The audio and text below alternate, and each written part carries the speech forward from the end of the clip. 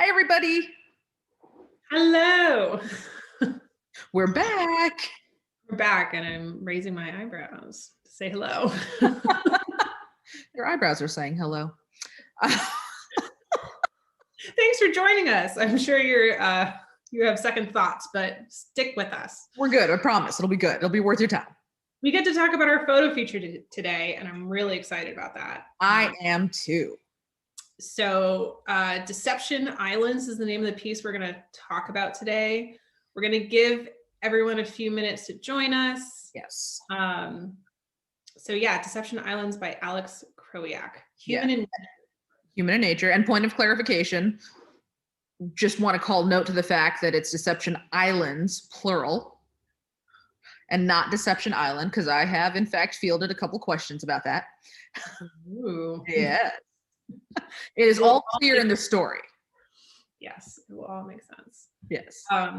While people are joining us, how are you doing, Siv? I'm doing good. I'm doing well, and we're hanging in there. And we are, just a reminder too to everybody, that we are pre-recording this. So it is Tuesday, 4 p.m. for all of you, and we are hanging out in the chat. But we did pre-record this video. Yes. So in our time zone, it's Monday. But really, it's Tuesday. It's perpetually Tuesday at 4 o'clock. It's always Tuesday at 4. Always Tuesday at 4. So we usually choose to kind of chit chat about something while we're waiting for people to join. And I actually, this time, I wanted to ask about places where, somewhere where maybe you and I, where we've arrived and had the, what are we doing here reaction? What am I doing here? But places that ended up surprising us. So what's one of the places for you?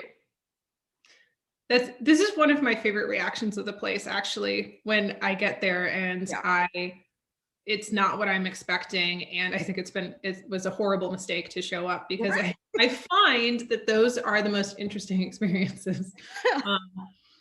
And so the one that immediately comes to mind was Cochabamba, Bolivia, which, for those of you who know me or have read my work or have listened to me talk for more than a few hours, you know that Bolivia is kind of my place. Yeah. I love that country so much. But my first impressions of it were not great, because I arrived in this city during this festival that, the tradition of this festival was that people would fell a tree and they would burn it in honor of this saint. Right. But because of the lack of trees, what happened was, when I arrived in Cochabamba for this festival, the majority of people who lived in the southern part of the city were burning trash.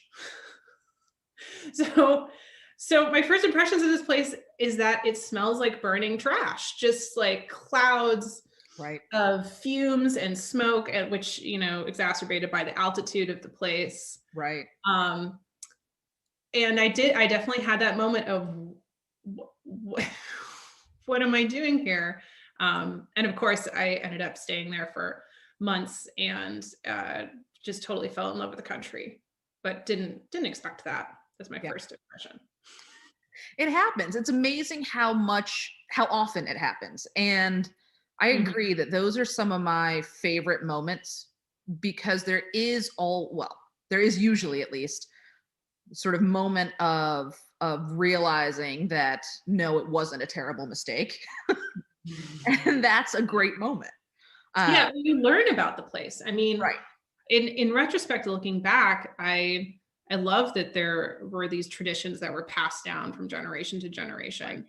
And, that there were all these organizations in the city that were working for environmental justice and to get at the root of the problem, and all the deforestation that caused people to resort to burning trash. So there are all these really cool aspects to it, but it was very visceral reaction, and none of those immediately came to mind. Yeah. What about you, Siv? You've gone to some pretty crazy places under crazy circumstances. I So I'm have. sure you have multiple answers to this question. Well, I mean, I certainly have had a lot of what have I done moments, and like I've made a terrible mistake. Uh, That's why we chose this profession. right, exactly. And one of the first ones that comes to mind, and it isn't really about the ultimate place that I ended up, but it was about getting to the place that I was going to end up in. Similarly to Sabine, if you have read my work or if you've had the misfortune of listening to me for more than 30 minutes, I will almost certainly talk about Antarctica at some point. And it is sort of, I always say that we don't really have like favorite places, except for I do in fact have a favorite place, and it's Antarctica. And but to get to Antarctica, at least from the ways that I've gone, and usually I leave from South America, and so to get there from South America, you cross the Drake Passage, which is the roughest sea in the world. So there have definitely been moments in that crossing where I've had that. What have I done? Like, what am I doing here?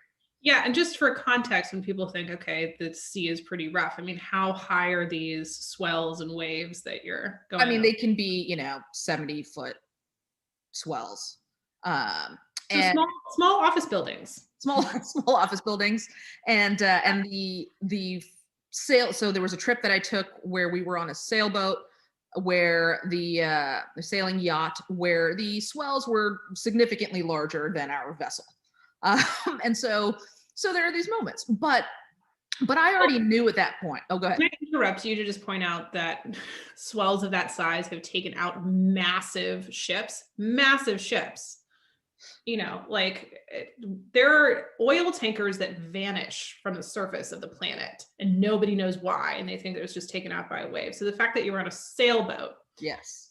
Just wanted to point that out. Go ahead. Hence the crazy places and under crazy circumstances comment from earlier. Mm-hmm. Yes. This is Tamani Babu, ladies and gentlemen, if you have my co-founder. Yes. But in terms of, but I already knew that I would love Antarctica at that point. And Antarctica makes the crossing of the Drake Passage, no matter the circumstances, worth it. And there's a small sort of masochistic part of me that feels like I earn Antarctica when I cross the Drake Passage. Gotcha. That's totally normal. But in terms of a legitimate sort of place that I didn't appreciate initially, I think for me I've had a similar experience to that in sort of the plains. And I grew up in California, where I was surrounded by hills and valleys, and so things weren't generally flat and open. And then I went to college in Chicago, so I went from that to a city. And then my first time as an adult driving through the plains, I mean, I'd done it as a kid on road trips with my family and things like that, but I was moving from Chicago to Texas after college, and I drove. And there is something about it when you haven't really been in it, sort of in a formative way, and just seeing how open everything is, and getting to Texas, where that continued for quite some time. Mm-hmm. Where I did have that moment, it is a little, I don't want to say frightening, but it is a little disconcerting. I've had that feeling when I'm out there and I don't have landmarks, because I also grew up, I grew up in the Bay Area, where there's ocean, there's bay, there's hills, right, there's mountains, there's this and that. And so to just be in the pancake, to not, like, I lose direction. I don't, because I navigate by landmarks. And so It is a little disconcerting and feels a little alien to me, at least. Yeah. And it did for me initially too, but it very quickly became a place and a topography that I love. I love the storms in particular. And I love the, being able to see for miles in a direction and see different, isolated storm cells. And so seeing, lightning strikes at various places on the horizon and things like that. And so, I went on to spend a significant amount of time chasing storms through the plains and photographing them. And so that was one of those things that initially I would not have guessed that it would become a significant part of my work as a photographer. Yeah. Yeah. And I think that places like that get a bad rap for sure. And we were talking about deserts the other day and how Yes. there's this idea of this desert wasteland, but deserts are fascinating places, as anyone who has watched, nature specials at 3 o'clock in the morning can attest.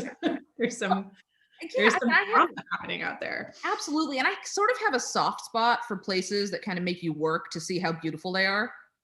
Oh yeah. I mean, I had that experience in Morocco when I went to Fez, and for people who haven't had the experience of going to a city where, the courtyards are inside. And so you walk through a city of walls and everything feels very closed off and beige and dusty and uh isolating. It felt isolating to me. And I was like, where's the city? Of course, the first day I went was, a day of rest. And so no one was outside on the streets at all. And so that was, at first I didn't like that city, but then I had to work to get behind the walls and see all of the courtyards and the artwork and the tile work and the fountains and the orange trees and everything that was waiting for you if you just work for it. Yeah. And that you can appreciate even more because you had to work for it. Right. Right.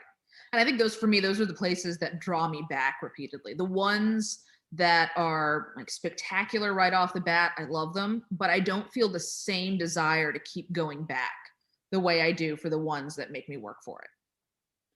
Can we use this as a transition to talk about the story today? Because yes, it definitely touches on that theme of someone who goes to a place and they have that moment of, what have I done? Why am I here? It also touches on the theme of someone who then falls in love with that place and ends up going back and again, and it becomes one of his places. Yeah. So yeah, let's slide right into talking about the story, shall we? Yes, let's. So this is our photo feature. It's a human and nature piece by Alex Krowiak called Deception Islands. And it's, one of the things I loved about this story right off the bat. I mean, we'll get into the story for a second, in a second, but it's not often we get to publish stories that are literally, in our own backyards. And this is one of those for me. I mean, I can see the Channel Islands every day from my office. I mean, they're like right there. Right over there. Right over there. And I, fog permitting, I pretty much see the Channel Islands every day. And I grew up seeing them regularly. I didn't grow up right here. I grew up a little north of here, but we were down in Santa Barbara frequently growing up. And so I grew up seeing these islands. They're a place I've visited. And so I was really excited to be able to publish a story about this remarkable place that's so close to home for so many people, including myself. And compared to other national parks in California, it's not trafficked nearly as frequently. Oh, I mean, I'm guilty of that. I haven't been, and it's not that far. And there's a line in the story that compares it to the Galapagos. I have been to the Galapagos and I have not been to the Channel Islands, and the Channel Islands are much closer to me. Right. And they are also, they are known as the Galapagos of North America. Exactly.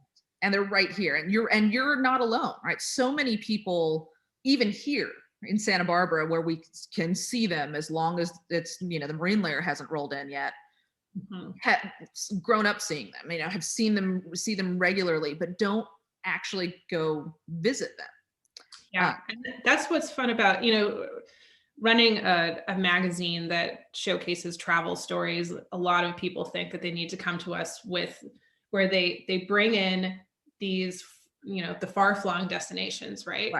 The off the beaten path places that, the more outrageous, the better. And it's really just goes to show that it's not as far as you travel, but it's really as far down in the layers of the truth of the place and the history of the place and the science of the place that matter. Definitely. And so let's talk about Alex for a second. Alex Krowiak is the journalist who wrote and photographed this story. Yeah. We set up a call with him to discuss a few ideas, just kind of kick ideas around. And he came in from the get-go with an idea of what he wanted to do. And it was a very ambitious story, as you'll see from this conversation or from reading the story. Very ambitious. And we have a soft spot in our hearts at Hidden Compass for ambitious stories. We do. We absolutely do. And what was great about this story is it is incredibly ambitious, but Alex is a very approachable storyteller, Hmm. and he brought that to this story. The story about a place so many of us see and don't know, and he brings an educator's perspective to this story. He spent years out there um, teaching marine science to middle school and high school students, and then has gone on to guide expeditions out there. He told me this great story about how he got hired initially to guide expeditions, which I Mhm. absolutely loved. And it was, he was out there. They would so From the mainland, from California, right? You have middle school and high school students coming to the Channel Islands for sort of a marine science trip, and he was, one of the instructors there. And on one of the trips, and he was coming to the end of his time as a teacher there, and on one of the trips, one of the chaperones was a National Geographic photographer, who was there chaperoning his daughter's trip. Hmm. And after the time that he spent observing Alex teaching these kids, he hired Alex on the spot to guide for National Geographic. Amazing. Yes. Yeah. Amazing. Yeah, I mean, that just is a testament to um, his skill as an educator and the enthusiasm that he brings to the subject. Right. For sure. I felt that just talking to him Right. about the story about the pitch. Yeah, and it's important to note too, like he's a guy who went to Boston College, studied environmental science, studied biology and ecology, and Mm. had scientific papers published, but decided that he wanted to reach a different audience. And so he left that to go teach middle school and high school students, to go teach marine science on the Mhm. Channel Islands, which gives you a sense of sort of the kind of guide that he is in this story.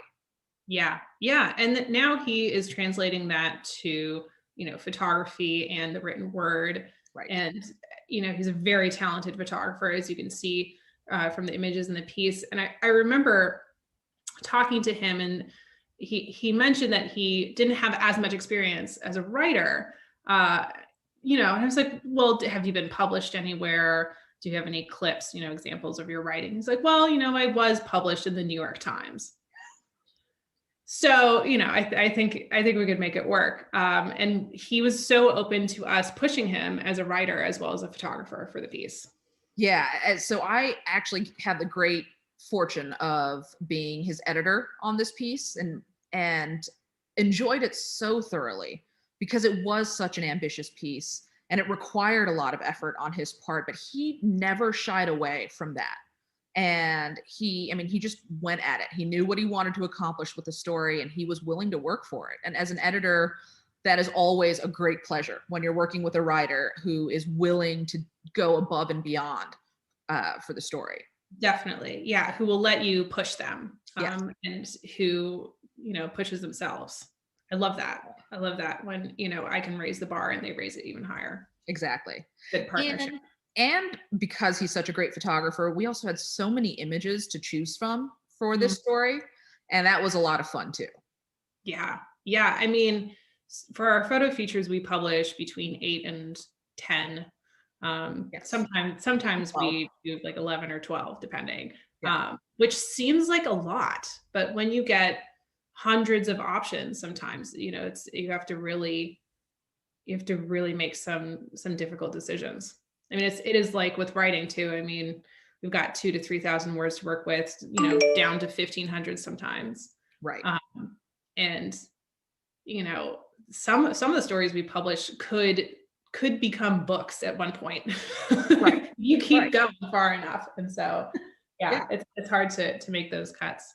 Yeah. Let's talk about the structure of this piece, because we keep Yes. alluding to how ambitious it is, and a lot of people are probably staring at us like, okay, what is so ambitious about this piece? Right. The structure of this piece, it's a series of, as we say, layers. But the theme of this story is mirage, right? Right. Um, And that's a theme that you can structure an entire story around a single mirage, but that's not what Alex ended up doing. Right. um, it's just a cascade, a series of experiences with this theme.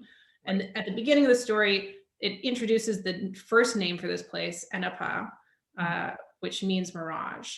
And we're off and away to exploring all the different ways that that this place is a mirage. Right. And the rest of the story kind of shows us all the different ways. But what was really fun about the story and the way it's structured is, most good stories, if not possibly every good story, I'm not sure I'm willing to sort of cast the net that broadly yet, but lead readers down a specific path for a reason. And I think that's generally what a good story does. But this story takes that, and it absolutely does that. But the path itself mirrors the conflict in the story, the problem of the story. And then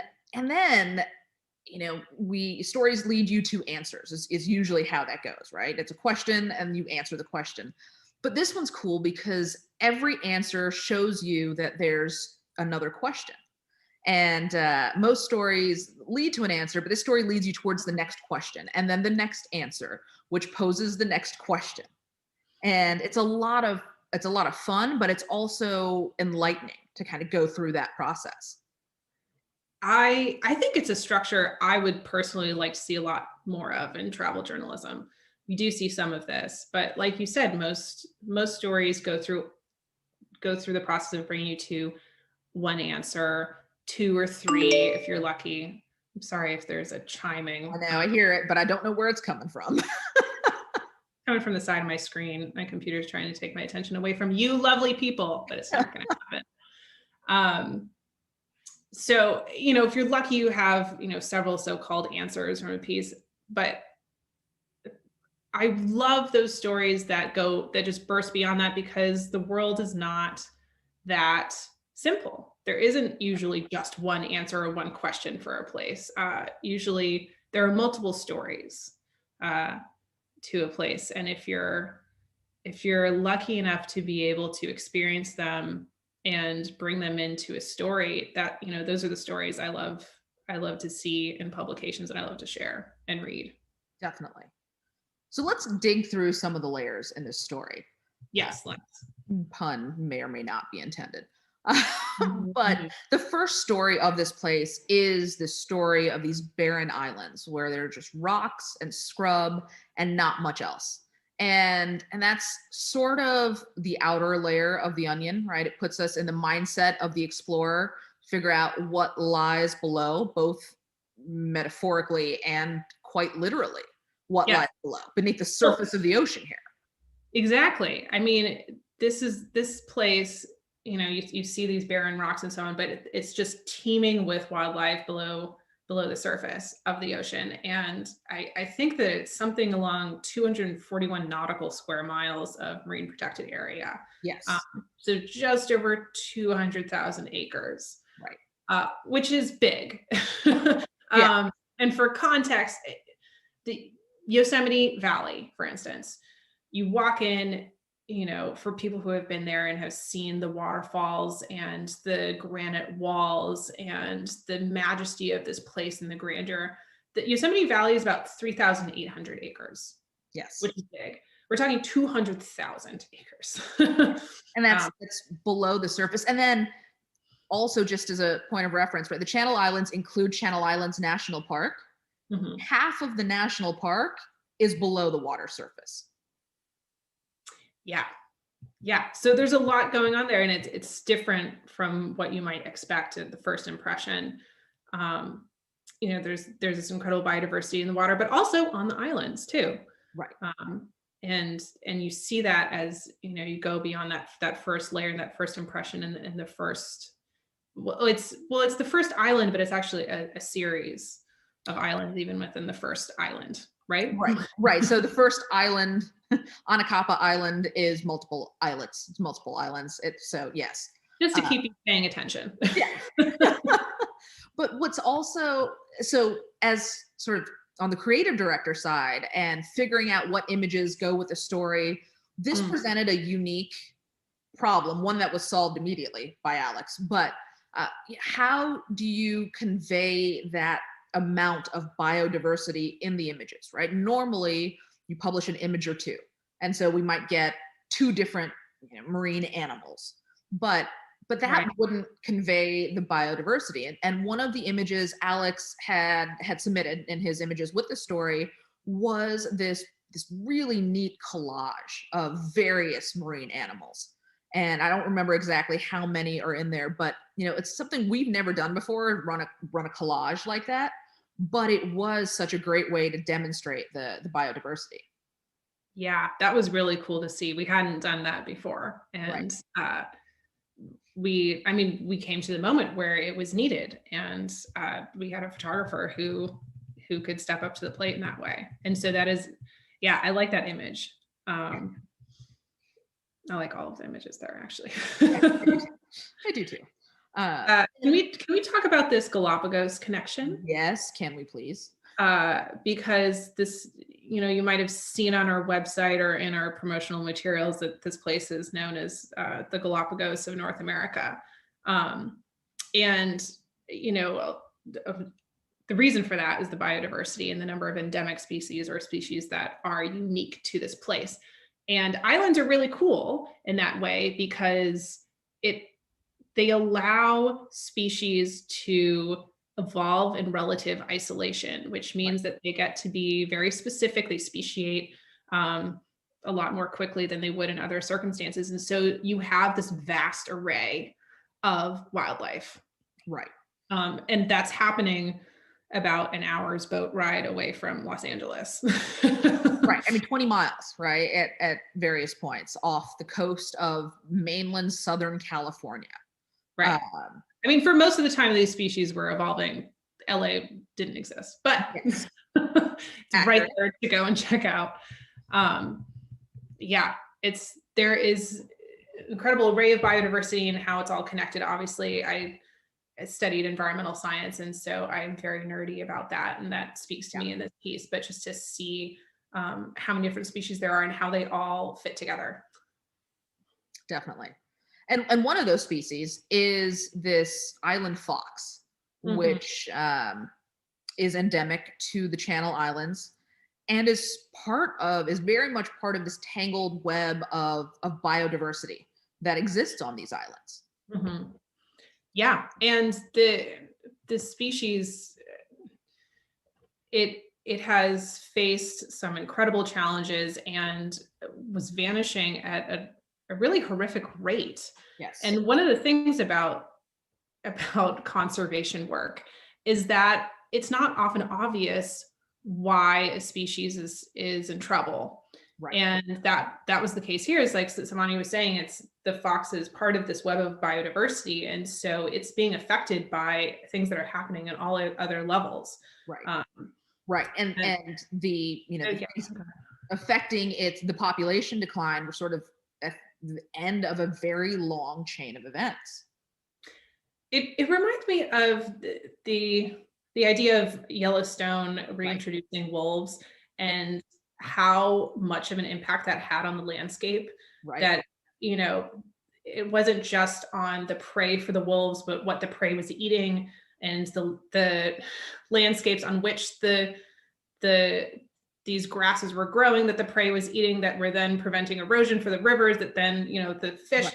So you see, one species is decimated or reintroduced or whatever it is. And then, 4 or 5 steps down, you can see the impacts of that. And so this is, in Yellowstone, you saw with the reintroduction of wolves, how that had an impact, and you could kind of look forward to see. But in this case, and in a lot of other conservation cases, you have to work backwards and say, okay, something is happening. Right, exactly. Yeah. What do they eat? What eats them? What's happening to the habitat, all these sort of things. So it's kind of like a murder mystery. Yeah, it is. It's very much working backwards to untangle the web until you figure out what the ultimate cause or series of causes is. Yeah. which is fascinating. So, But there's also really cool flora on this island, mhm. on these islands, I should say. And one of those are the Torrey pines, these rare, trees, pine trees. They're actually a remnant Pleistocene forest that's incredibly rare. And you'll have to read the story to find out just how rare.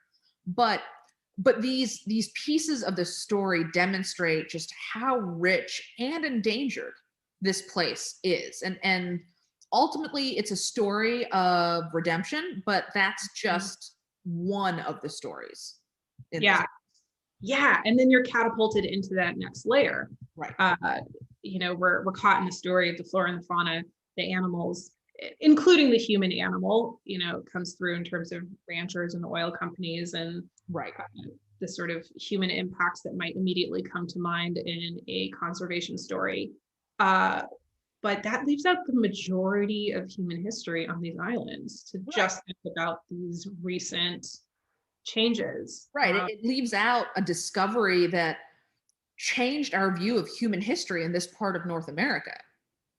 Yeah, it involves bone protein and stratigraphic integrity, which is just awesome. It's just a fun conversation to have. Is this the layers pun that you were alluding to? Oh, there are many. I have lots of layers puns. Fantastic. Cheers to that. Yes, I don't have anything to toast with, but yes. But this was, this conversation in particular, when I was fact checking the story, this was a fun conversation to have about things like bone protein and stratigraphic integrity and what made this particular discovery so remarkable. Mm-hmm. But it's more than just that, right? Because we also get to hear not just from Alex, but from someone who is directly connected to the human history of this place. Mm-hmm. And we get to hear her side of the story, which starts to fill in and fill out another missing layer. Yeah, which then in turn, of course, leads us to the next question. Yes. And to bigger questions, really kind of global questions of what does true restoration of a place look like? And, you talked about this earlier as a story of redemption. What is a true story of redemption? What is a story of unfinished redemption? Right. Well, yeah, no big deal. This is what we meant by it's a very ambitious story. Exactly. So you're working your way up of, like what's happening to the foxes of what is true redemption, is that scale that you're working at. Right. And Alex does it so well. I mean, it was such a pleasure to work with him because of his desire to tell the story, but also his deep knowledge about the place and his continued desire to want to learn more about the place. And so getting him, watching him jump into that research and make contacts with the sources he made contacts with and have those conversations was an absolute pleasure on the editing side. And working with us as an editorial team to allow us to help him deploy his knowledge at the right moments. Right. And big props to the creative director who worked with him on this piece as well. Right, thank you. So I'm going to ask you the question first. Okay. Especially because you edited the piece. Maybe that makes it harder for you because you edited it. Yes. What is your hope for this piece? What is your greatest hope for this piece? I have so many hopes for this piece. I mean, so many hopes for this piece. You have to start with one. I will. So I think a big hope I have for this piece is that we will more deeply examine the stories we tell about a place and about the history of a place. That, it'll make people look at places closer to home and interrogate the places they think they know to look for these real stories. And also reconsider what a success story is. What is restoration? What is redemption? I think those are particularly relevant conversations now, but I also think that they are relevant at all times. And so that is a hope. That is a big hope that I have. Those are several big hopes that I have for this piece. Yeah. I think this is a moment where this piece can really add to the momentum You mentioned people looking at places closer to home, which throughout this pandemic, a lot of us have had no choice Yeah. but to look at places closer to home. And so here's an example of what lies so close. Right. Um, And what's waiting for us if we're willing to kind of dig through those layers a little bit more. yeah, and that's the other thing is not just to look closer, but then to keep staying with that place. Like we were talking at the beginning of this call of Yeah. going one step further of, okay, your initial impressions of a place. Right. They give you some information, but sticking with it and seeing what's underneath that is really, really where the richness awaits. Definitely. How about you? What's a hope you have for this piece? I hope that it gets people to enjoy exploring these layers of a place. As you said earlier, this idea of going into the explorer's state of mind, Mhm. which is, you and I have talked about this as one of our great hopes for Hidden Compass as a company, Right. Right. to get people to feel courage and curiosity and to go further. And so I think this is a great piece to do that. And for people to let go of trying to box locations into single narratives. I'm going to go to this place to see this, to experience this, and to see them as perhaps places where there's a lot to experience that also is playing together, and to go from question to answer to next question, and rather than that being a frustrating experience, perhaps being a fun kind of ride of complexity, if you will. Definitely. I also have a hope for Alex in all of this too. Um, and that is that he writes more stories from a personal perspective. Right. He does definitely do more photojournalism. Mhm. He's produced photo essays for the New York Times, and that's definitely his wheelhouse. And he writes as well, but generally not from that personal place, from that personal perspective. And he does it really well. And so I hope that he will do more of that, because he has stories to share and he has knowledge to impart, and he's a great guide through a story. And so I hope he does more of it. I'm excited to see what he does next, for sure. Definitely. Yep. Yeah. Wow.